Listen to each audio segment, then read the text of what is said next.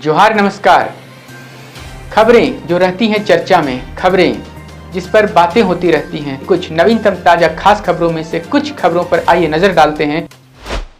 जोहार दर्शकों, प्रस्तुत है झारखंड और देश दुनिया की बड़ी खबरें। पहले बात झारखंड की। झारखंड हाईकोर्ट की रोक के बाद डॉक्टर राजकुमार एक बार फिर रिम्स निदेशक पद पर लौट आए और प्रभारी निदेशक डॉक्टर शशिबाला सिंह से कार्यभार संभाल लिया। कार्यभार ग्रहण करते ही उन्होंने डॉक्टरों की प्रोन्नति, एमआरआई मशीन की खरीद और बंद गेट खोलने सहित 3 महत्वपूर्ण निर्णय लिए। पहले मतभेद के चलते उन्हें हटाया गया था, जिस पर उन्होंने हाईकोर्ट का दरवाजा खटखटाया था। स्पेन और स्वीडन की यात्रा से मुख्यमंत्री हेमंत सोरेन वापस लौट आए हैं। रांची एयरपोर्ट पर उन्होंने पहलगाम टेरर अटैक पर अपनी पहली प्रतिक्रिया देते हुए कहा कि इस घटना की जितनी निंदा की जाए वह कम, लेकिन कहीं ना कहीं देश में जो सूचना तंत्र है उसका घोर अभाव दिखा। उम्मीद कर रहे हैं कि आगे ऐसी घटना नहीं हो।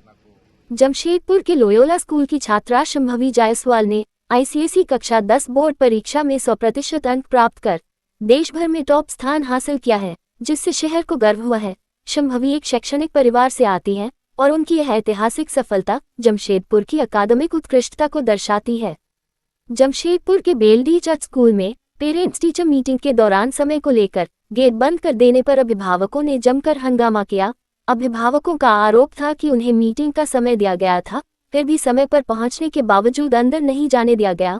स्कूल की वाइस प्रिंसिपल ने स्पष्ट किया कि समय से पहले पहुंचे अभिभावकों को ही मीटिंग में शामिल किया गया ताकि व्यवधान न हो, जबकि देरी से पहुंचे अभिभावकों को अगली मीटिंग में आने को कहा गया। रांची में श्री राम जानकी तपोवन मंदिर का निर्माण कार्य अक्षय तृतीया के अवसर पर नींव की पहली ढलाई के साथ शुरू हो गया है, जिसका शिलान्यास मुख्यमंत्री हेमंत सोरेन ने 14 अप्रैल को किया था। यह मंदिर अयोध्या राम मंदिर की तर्ज पर बनाया जा रहा है और इसके डिजाइनर वही हैं जिन्होंने अयोध्या राम मंदिर का डिजाइन तैयार किया था। मंदिर निर्माण में महंत ओम प्रकाश शरण के नेतृत्व में 3 वर्षों का लक्ष्य रखा गया है, जिसमें स्थानीय पत्थरों का उपयोग होगा और समिति के कई सदस्यों का योगदान महत्वपूर्ण है।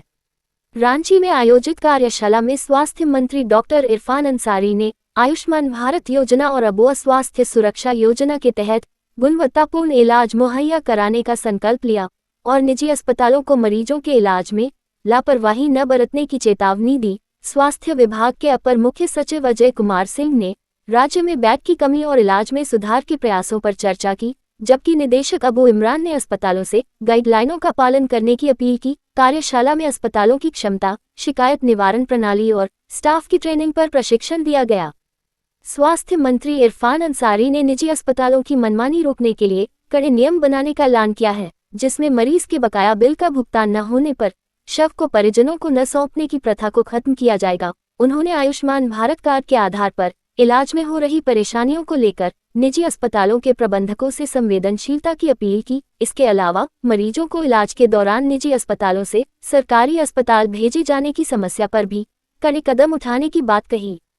30 अप्रैल 2025 को रांची प्रधान डाकघर के वरिष्ठ डाकपाल श्री सिद्धेश्वर गोराई जी ने भावुक विदाई के साथ सेवानिवृत्ति ग्रहण की। अपने दशकों लंबे सेवा काल में उन्होंने डाक सेवाओं के आधुनिकीकरण, कर्मचारियों के कल्याण और कोरोना काल में नेतृत्व द्वारा अनुकरणीय योगदान दिया। झारखंड डाक विभाग और जनता ने उन्हें एक संवेदनशील, कर्मठ और प्रेरणादायी अधिकारी के रूप में विदाई दी। झारखंड में नई बिजली टैरिफ जारी करते हुए शहरी उपभोक्ताओं के लिए दर 20 पैसे और ग्रामीण उपभोक्ताओं के लिए 40 पैसे प्रति यूनिट बढ़ा दी गई है।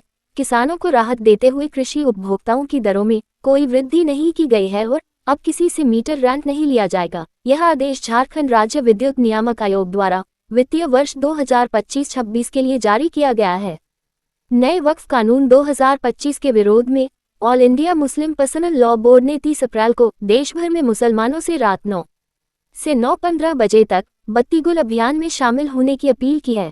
विरोध का मुख्य कारण वक्फ बाय यूजर जैसी जमीनों पर दस्तावेज की अनिवार्यता है, जिससे कई पुरानी धार्मिक जमीनें विवाद में आ सकती हैं।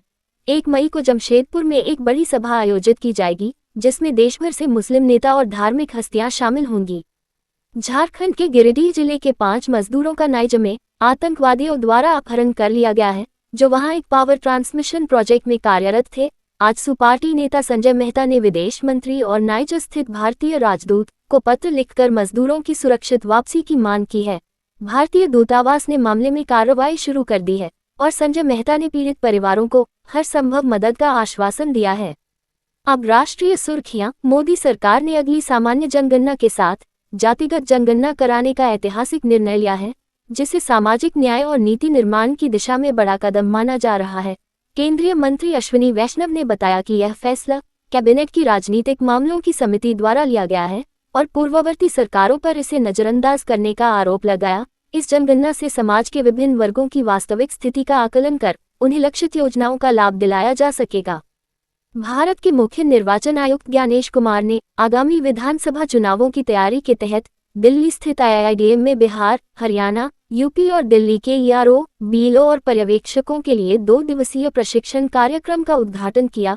इस प्रशिक्षण में मतदाता पंजीकरण, फॉर्म प्रबंधन, EVM VVPAT संचालन, ऐप उपयोग और चुनावी प्रक्रियाओं की व्यवहारिक समझ को बढ़ाने पर जोर दिया गया। भारत नेपाल सीमा से सटे उत्तर प्रदेश के विभिन्न जिलों में योगी सरकार के निर्देश पर अवैध मदरसों, मस्जिदों और धार्मिक स्थलों के विरुद्ध प्रशासनिक कार्रवाई तेजी से की जा रही है, जिसमें अब तक सैकड़ों अवैध निर्माणों को सील या ध्वस्त किया गया है।